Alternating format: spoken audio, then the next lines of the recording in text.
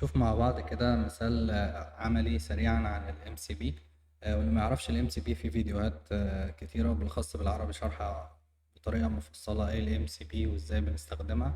أنا حابب النهاردة أركز أكتر على الجانب العملي. احنا هنعمل انستول لاتنين أو تلاتة MCP سيرفر مع بعض، أو هوريكم هعمل لهم انستول ازاي. وهنشوف هي هتقدر تساعدني. أنا اوريدي عندي زي عايز أعمل برزنتيشن صغيرة كده عن بروجكت بقالي فترة شغال عليه، هو سي ال اي تول، فعندي الدوكيومنتيشن وكل حاجة بقدر اغذيها لل ال ام بحيث ان هي تكون لي البرزنتيشن عن الموضوع ده. فهنشوف مع بعض ازاي انا بقدر اوصل مثلا انا بستخدم الكلاينت اللي احنا هنشتغل عليه، هو كلود ديسكتوب. هو اظن يعني فري، اي حد يقدر يستخدمه ويعمل له انستول.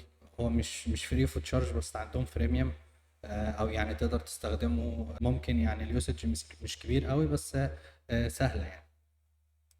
فهنشوف مع بعض من خلال كلود ازاي هو هيقدر يكونكت على الفايل سيستم او اللي هو الهارد درايف اللي عندي، ويشوف الدوكيومنتيشن والفايلز اللي انا عاملها على البروجكت ده، ويبدأ يكراس بالموضوع. وبعد كده هيساعدني في اللي احنا نعمل زي ريسيرش بسيط عشان نلينك ما بين الدوكيمنت اللي هو هيشوفها او الدوكيمنت اللي موجود عندي مع البيزنس فاليو اللي انا عايز اقدمها. فهو هيساعدني ان انا اعمل كام ريسيرش كده، بحيث في الاخر خالص نعمل برزنتيشن مع كام فلو شارت كده. يعني احنا هنشوف مع بعض الموضوع هيمشي ازاي. فبعد ما بنعمل داونلود لكلود ديسكتوب نقدر نفتحه هنا كده.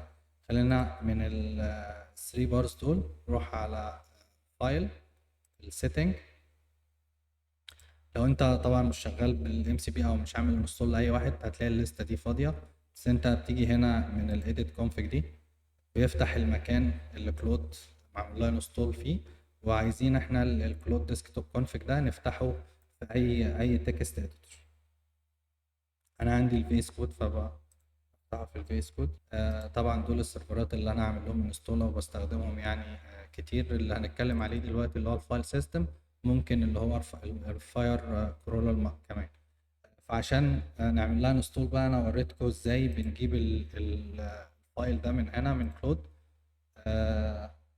الام سي بي سيرفرز بقى بصراحه يعني ايه الموضوع فيها، عشان هي اوبن بروتوكول ملهاش ريجستري. يعني مثلا خلينا نتكلم حاجه شبيهه بالريجستري ده اللي هو الان بي ام. الان بي ام باكجز، فانا عندي الان بي ام بقدر اروح اسيرش بقى على كل الباكجز اللي انا عايز اعمل لها انستول وكده. فالام سي بي هم في اوفيشال سيرفر ليست كده، هي لذيذه وكبيره جدا بصراحه. وانا معظم اللي بستخدمهم اصلا بيبقوا هنا، او في بقى حاجات تانية شكل اي ثينك بالس، او في سيمستري برضو مشهور قوي. آه، تقدر اسجل، تعمل لوجن وتسجل وكده، وبعد كده بيوري لك ازاي تقدر تعمل انستول لكل الام سي بي. يعني هو بصراحة دلوقتي في اي ساس موجود في الدنيا بقى ليه الام سي بي سيرفر، او اي تكنولوجيا اي حاجة بقى ليها الام سي بي سيرفر بتاعها. هو الفكرة برضو اللي ممكن الناس مش ملاحظة او مش بتقدر تيوتلايز الموضوع ده قوي.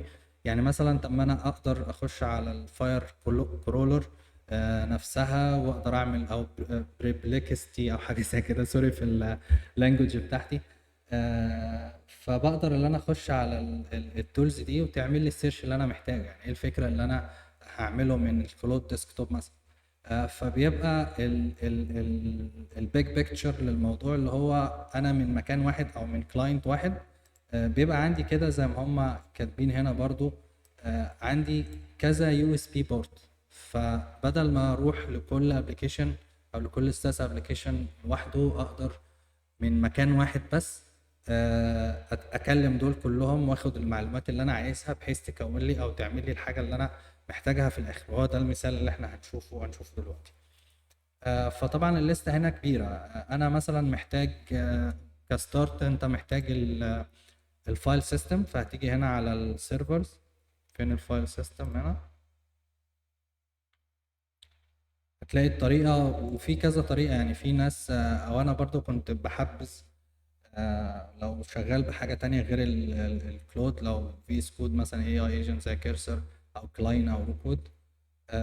بشتغل مع الام سي بي، بحب اكلمها من خلال دوكر. بس طبعا الاسهل نشوف هنا في كل الطرق اللي انت حابب نعملها. يعني في من خلال الدوكر ده سهله جدا برضو للناس اللي مش تكنيكال قوي. او انت ممكن تعمل داونلود للدوكر ديسكتوب. بعد كده هتيجي هنا بس كده تاخد الجزء اللي هو خاص بالكونفيجريشن ده، زي ما انت شايف هنا الام سي بي سيرفر. تاخد ده بس كده كوبي، ونروح عندنا هنا كده في الكونفيجريشن فايل اللي احنا كنا فاتحينه. في الكونفيجريشن فايل احط طبعا الاوبشنز دي مهمة ومشروحة برضو في كل باكج. بتوضح لك ازاي بالظبط هتقدر تجيب مثلا السيكريت كي وكل الكلام ده. انا عندي هنا الام سي بي سيرفر بتاع الفايل سيستم. هنا طبعا ممكن كان في مشكلة بتقابلني مع الاستخدام بتاع الان بي اكس، ان كلود تنادي على الان بي اكس. واللي ما يعرفش الان بي اكس، هو يعني انا محتاج، او يعني لازم بقى تنزل النوت جي اس وتعرف الكلام ده، وممكن موال تاني خالص. فبس ده طريقه اسهل او مش اسهل، يعني انا على حسب انت حابب تنزل الدوكر ديسكتوب او لو هو عندك. بس هو بيكونسيوم ميموري كبيره وكده، فيعني الناس بتستسهل وتستخدم النوت جي اس. اللي انا عايز اتكلم عليه هنا اللي هو الاوبشنز بالظبط. لازم نبقى واخدين بالنا احنا يعني عشان الام سي بي يشتغل كويس، نبقى مركزين في الاوبشنز اللي هو بيشرحها لي هنا بالظبط. مثلا خلينا نروح على الفايل سيستم.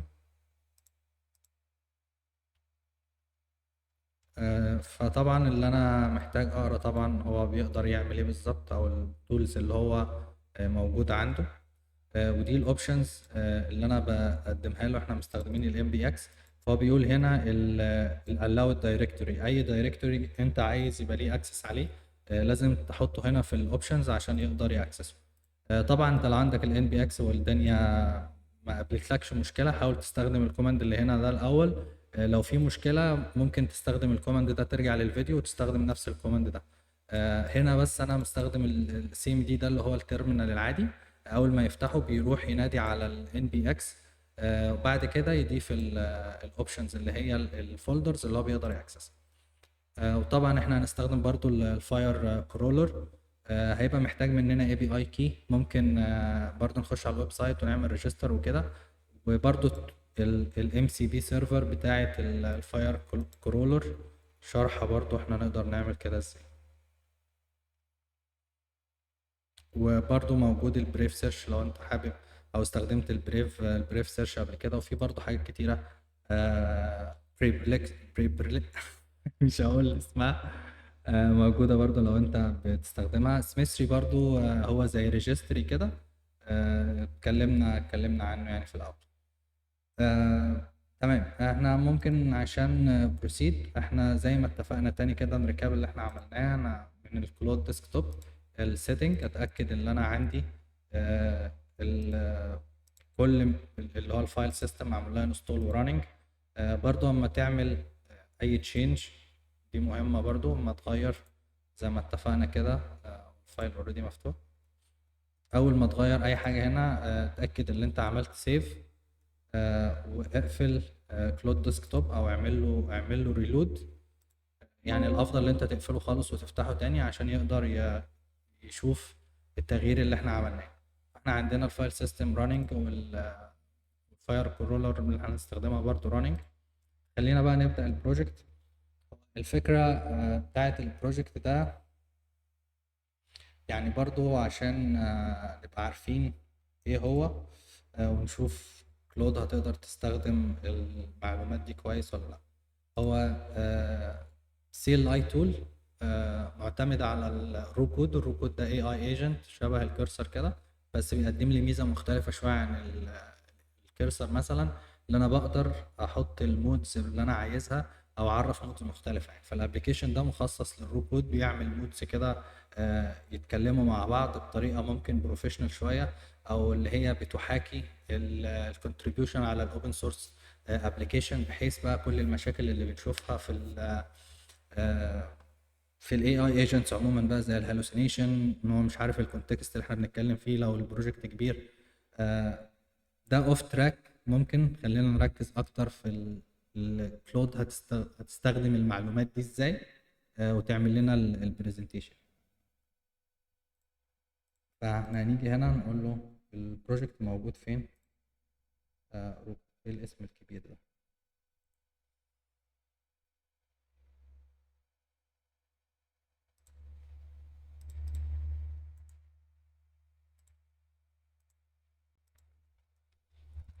using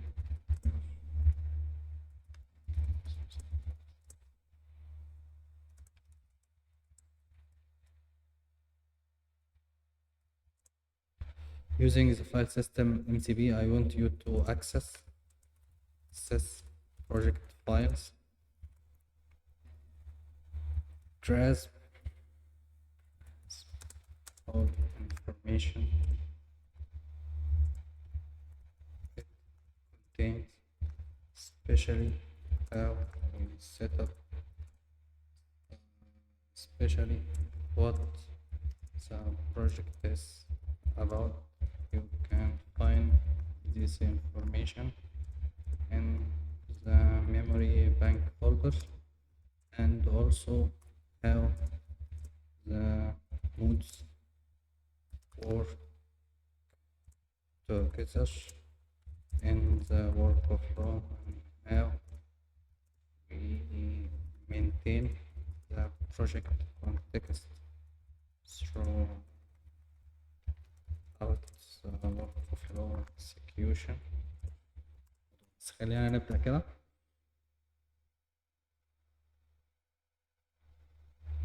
طبعا هيسألني هنا اللي هو ياخد البرميشن عشان يفتح الفايل سيستم. برضو كان ممكن نستخدم السيكوينشال سينكينج.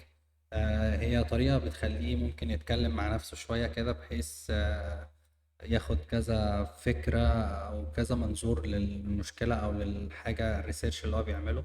ممكن نبقى نشوف برضو استخدامها بعدين.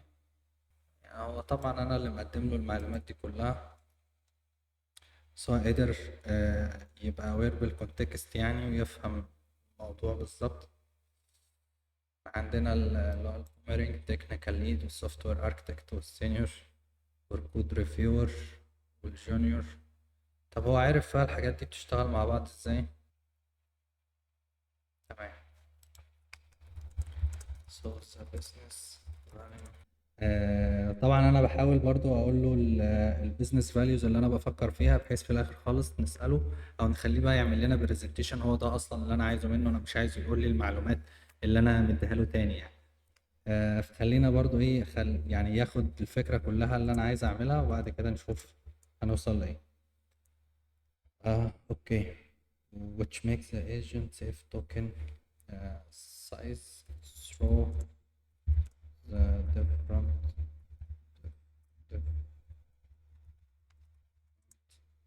documents it creates process tools second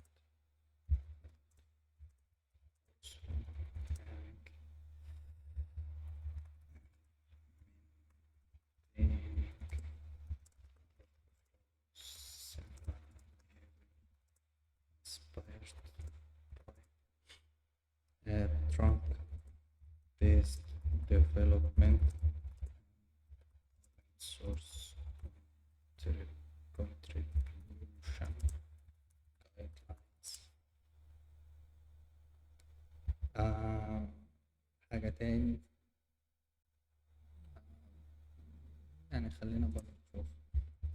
So if you would help me with a small research about this. وطبعا يعني الترمز اللي انا قلتها له او الحاجات اللي انا ذكرتها هنا زي الترانك بيست ديفلوبمنت والاوبن سورس كونتريبيوشن جايد لاينز والاجايل ديفلوبمنت تاسك اكسكيوشن، مش مشكله. اند ترانك بيست، كل الحاجات دي اظن هو عنده النولج لان هي حاجات مش جديده، بس يعني خلينا برضو ايه نشوف هو هيعمل سيرش ممكن يجيب معلومات كتيره ولا حاجه. about this technology, how we can utilize the information so far in making and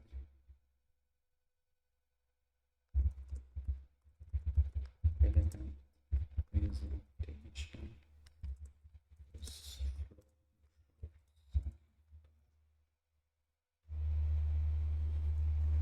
اوكي سيرشنج. هو كده بيستخدم اظن ده الويب سيرش، هو ما استخدمش كده الفاير كرولر، بس مش هتفرق يعني. what it agile. اوكي open source contribution guidelines. اوكي تمام. كده بدأ يعمل وكودوركس AI driven agile development framework. حلو التايتل ده. تمام. نايس. مش عارف الحاجات اللي هو بيقعد يرسمها دي، وفي الاخر انا ممكن اقول له يعمل لي الحاجات دي بتيلويند عشان يضيف لها انيميشن وكده، ويعمل انتجريشن مع ميرميد. هنخليه يعمل كده برضه يعني بعد ما يخلص المارك داون. هو بيعشق المارك داون طبعا، بس اوقات المارك داون اللي هي الشارتس اللي هو بيعملها بالمارك داون دي بتبقى شكلها عامل كده. فخلينا بقى نضغط عليه زيادة ونخليه يعمل لنا زي ابلكيشن صغير كده بالبرزنتيشن دي كلها. هو عارف. اسمعني ولا ايه؟ اوكي لا، ده الورك فلو دايجرامز هيعملها كرياكت ابلكيشن. طب ليه رياكت؟ عشان انا ما قلتلوش. طب ما سالنيش ليه؟ مش مشكله. طب خلينا نقرا كده الحاجات اللي نفهم برضو، ان انا عايز اتاكد هو عامل الورك فلو مظبوط. sophisticated framework designed to orchestrate AI driven development workflow by code. يعني انت هتفضل تعمل diagrams بالرياكت؟ طب ايه ده؟ ايه ده؟ هو بقى بيرندر رياكت ابلكيشن دلوقتي؟ تراي فيكس وسكرول. واي نوت؟ انا اول مره اشوف. ممكن هي موجوده بس ما ظهرتليش قبل كده حاجه. بس ما تروحش تخلص الكونتكست ويندو في حاجات انت بتعملها من دماغك. بس هو كلود 3.7 كده يعني، الناس اللي هو شغاله او تعرف المودلز يعني، والديفرنت موديل. طبعا جيميناي 2.5 2.5 برو حاجه خرافه. خرافه برضو في الفلوس. طيب انا طبعا مبهور بالرياكت ابلكيشنز وبالريندر اللي هو عمله ده، بس انا محتاج فيها تغييرات. فبقول له خلينا نعمل الكلام ده تاني كبيور تيلويند مع جافا سكريبت. نقول له اد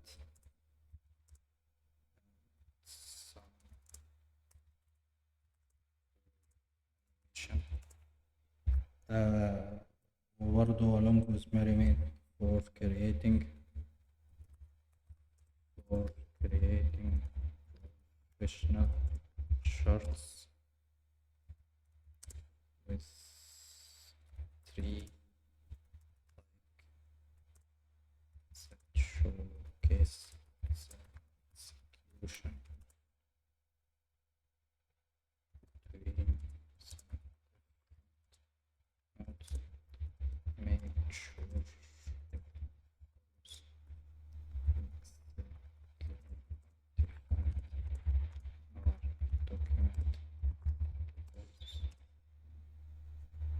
هو اللي كان عملها في الأول كان مظبوطة. أول واحد هنا فده مظبوط. هنا عندنا الأوركستريتورز والرولز والورك فلو بروسيس تاسك انتيك امبلمنتيشن بلان. الورك فلو بروسيس بيمشي كده، بناخد التاسك امبلمنتيشن بلان، كود امبلمنتيشن، تيستنج وريفيو، وبعد كده الفيريفيكيشن. بس بقى أظن الهيراركي بتاعها أنا مش عارف أشوف هو مظبوط ولا لأ. بس هنا السينيور ديفلوبر معاه الجونيور والتستر، هنا معاه الريسيرشر. الكود ريفيور ده المفروض اللي هو تحت الاركتكت، هو اللي بيدي الاوردر للكود ريفيور.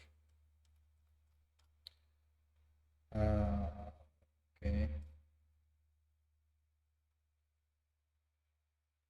تمام. وده الكونتكست كونسيستنسي. احنا البومرنج بيأكسس الميموري بانك، بيعمل التاسك ديسكريبشن، وبعد كده كل الحاجات دي بقى اللي بيشوفها الروس مش بيحتاجوا يعرفوا زيادة. يعني انا بتكلم حاجات تكنيكال طبعا في البروجكت، بس انا عايز اعرف هو فهم الاكسكيوشن ما بين الرولز دي مظبوط ولا لا، لان الحاجات دي متقسمة طبعا كسيستم برومتس. واللي ما يعرفش السيستم برومتس هي مجرد مارك داون فايلز كده. كل واحد اظن 1000 لاينز كود او حاجه، يعني حاجه كبيره. فهو عشان يجرس بكل المعلومات دي ويبدا يعرف ان مثلا السينيور ديفلوبر والكود ريفيور تحت الاركتكت كهيراركي، والسينيور ديفلوبر تحتيه الجونيور والتستر. انا ممكن لازم يعني، او خليني برضه اساعده في الحته دي.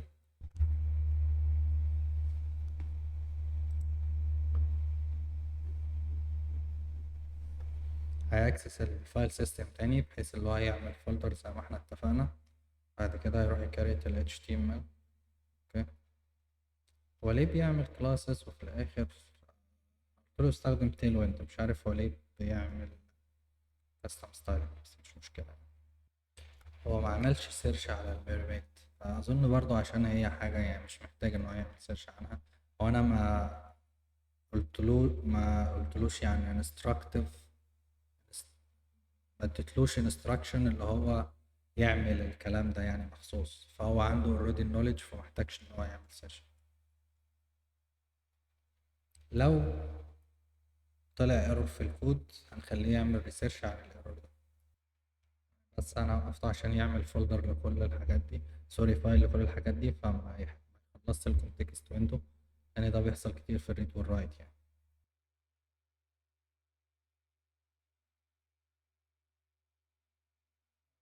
بلاش دي بقى، عشان كده هتكسيد الويندو وهترجع تعمله من اول جديد، بس مش مشكلة. طيب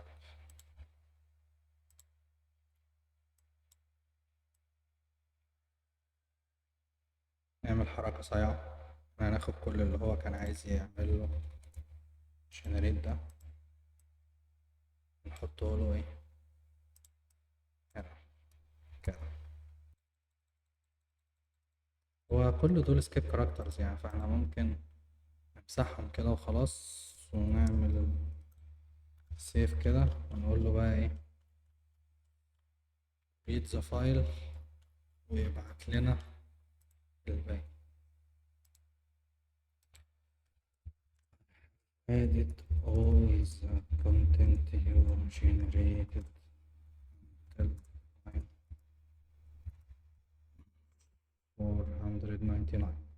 So please read the file again and just create an artifacts with the remaining part further typing it.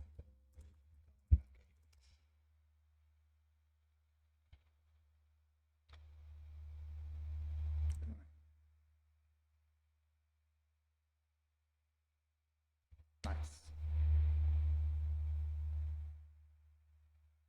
وهيكون ده اكبر من الفايل بقى.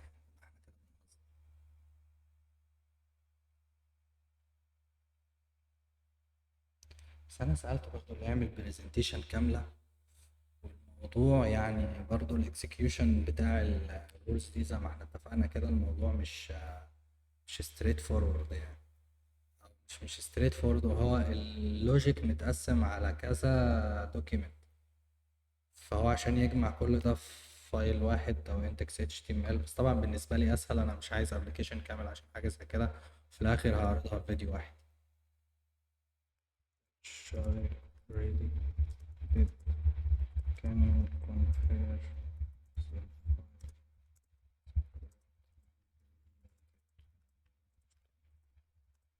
بقول له هنا يعني كان المشكلة إن هو هيروح يكتب الفايل تاني وكان هيوصل لنفس الفكرة.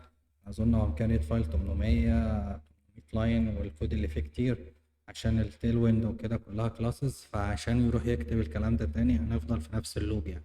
هو مش عارف بعد ما اداني الارتيفاكتس المفروض اللي انا هروح احطه بقى في الفايل، كان هو عايز يكمل يعمل الفايل من اول وجديد يعني. كويس ان انا قدرت اعمل ريفيرت اصلا للحاجات اللي هو كان عايز يخلصها. خلينا اقول له انت بلاش تعك كده، خليك كويس معانا كده.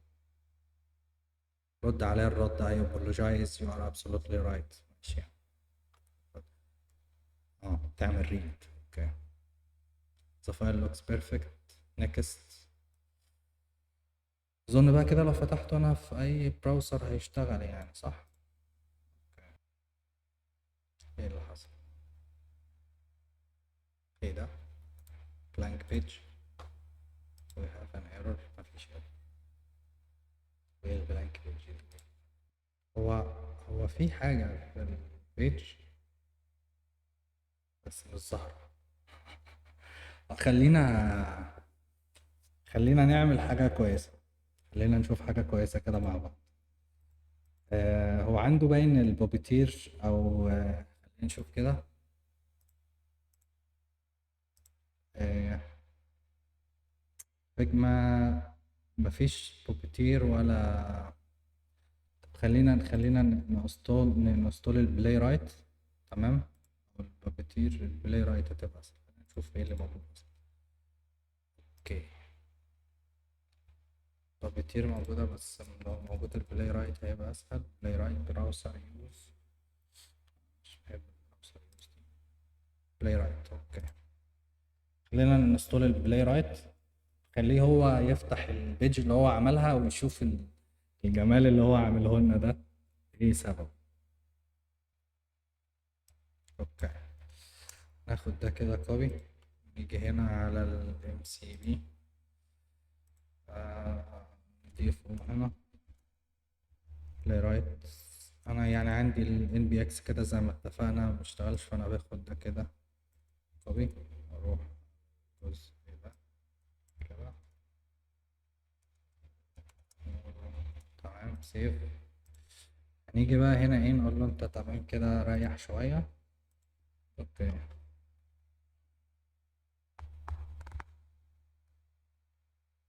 جون. تعالى بقى هات لنا الشات بتاعنا.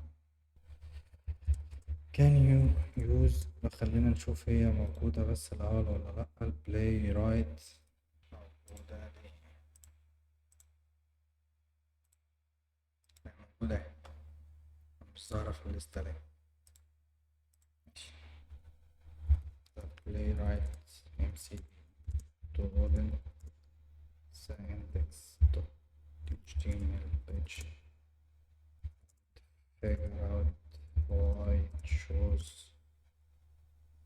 a white page for me but I can see the elements there.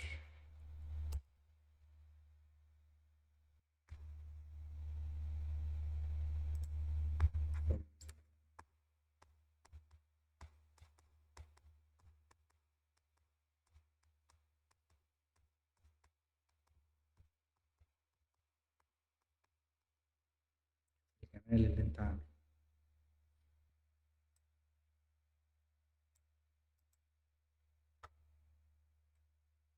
تيك سكرين شوت. خد يا عم سكرين شوت.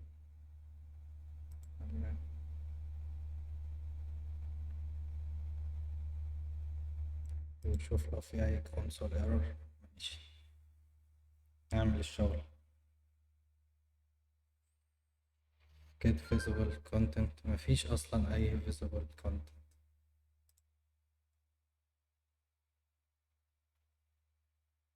evaluation يعني البلاي رايت. والله ده انت هتعمل ايه تو ايه يعني. بص برنس.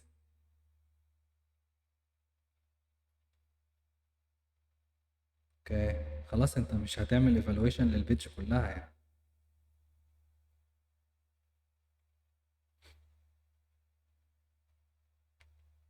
يا ابن اللعيبة ترانسكريبت كمان تعرف الميرميد.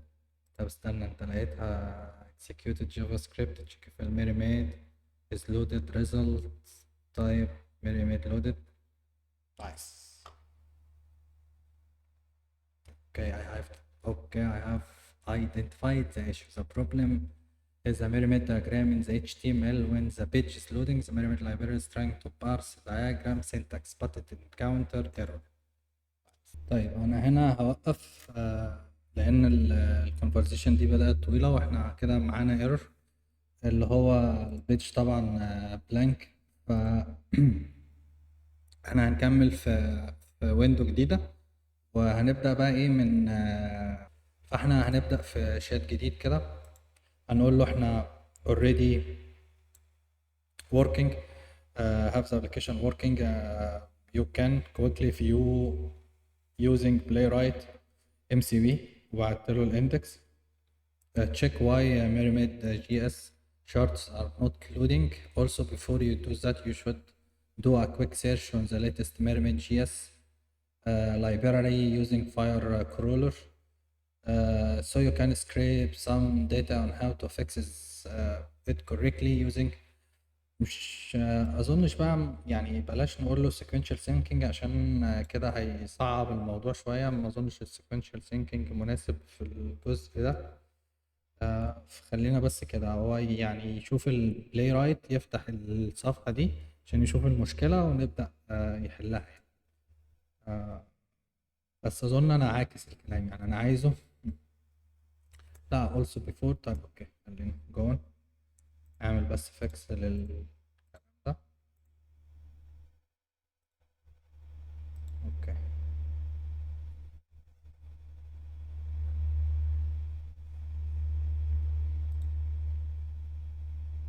أوكي، هو كده هيعمل سيرش الأول كويس عشان يشوف الامبلمنتيشن المظبوط بتاعها.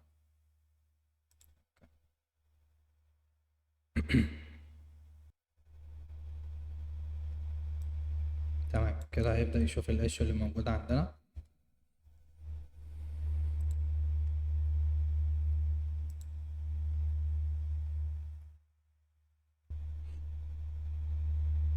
اوكي، the problem version mismatch. اكيد طبعا كنت حاسس كده. diagram loading method is trying to load diagram content from external file using fetch. Okay. Solution pyramid fix.js. This file contains the pyramid diagram as an inline content.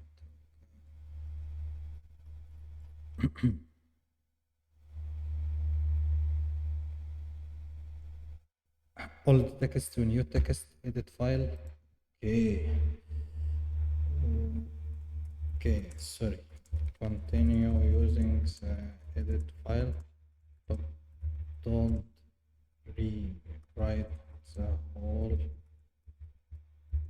file again, please, because it's too big for your context to enter.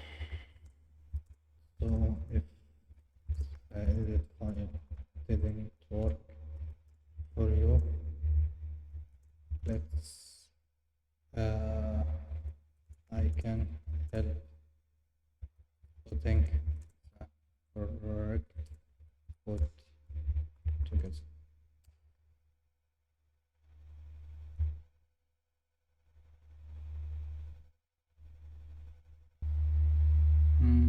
اوكي، طب هو كده شكله يعني على كلامه ان المشكلة اتحلت. براوسر كاشنج. طيب بص انا كده كده قفلت اصلا. خلينا نفتح تاني كده، يمكن هي فعلا كاشنج ايشو. اوكي اوكي نايس، جميل جدا. اي دريفن اجايل، وعامل انيميشن، سكرول انيميشن كمان، ثرو اوركستريشن. اوكي حلو الدياجرام ده، هو جاي كده شوية بس يعني اوكي. بصراحة مظبوط ان هنا عندنا البومرينج، الميموري بانك، البومرينج بعد كده بيتكلم الريسيرشر والاركتكت والسينيور. اوكي جميل اوي. ديتيل ورك فلو. اوكي ده هيبقى كبير اوي ده، بس يعني بصراحة انا لو قعدت ساعة على الدياجرام ده اللي انا اعمله كده مش هعرف. ويعني ديتيلد انف بصراحة، هو فعلا اللي موجود يعني في نولج جاب. راح يعمل ريسيرش، بعد كده بيعمل التاسك، كده بيقدم للاركتكت. جميل. كده نقدر نعمل فيديو تاني بقى نشرح فيه الرو كود وازاي نستخدم السيت اب. تاسك انتيك واناليسيز وامبلمنتيشن methodological. اوكي جميل أوي. اوكي. context flow token efficiency دي جزء مهم جدا برضو. جميل أوي حلو الدياجرام ده. اوكي. ده البوميرنج بيأكسس الميموري بانك، يعمل التاسك ديسكريبشن. بعد كده الاركتكت بيعمل implementation بلان من التاسك ديسكريبشن. بعد كده السب تاسك سبيسيفيكيشن. بعد كده الكود ريفيو والكومبليشن ريبورت. وبعد كده بنابديت الميموري بانك تاني. نايس. حلوه الانيميشن دي. التراديشنال ابروتش، التاسك كلها كل تاسك مع التانية فعلا الكونتكست بيزيد. هنا احنا عندنا الكونتكست بيقل. حلو الانيميشن ده. يعني هو طبعا الارقام دي مش حقيقية، بس هي بتقدم او بتوضح الفكرة يعني. اوكي. كويس. هو كويس لان هو وصل للليمت وانا وصلت للليمت. فالحمد لله احنا حلينا المشكلة وعملنا الاكزامبل قبل ما ما الموضوع ده يحصل.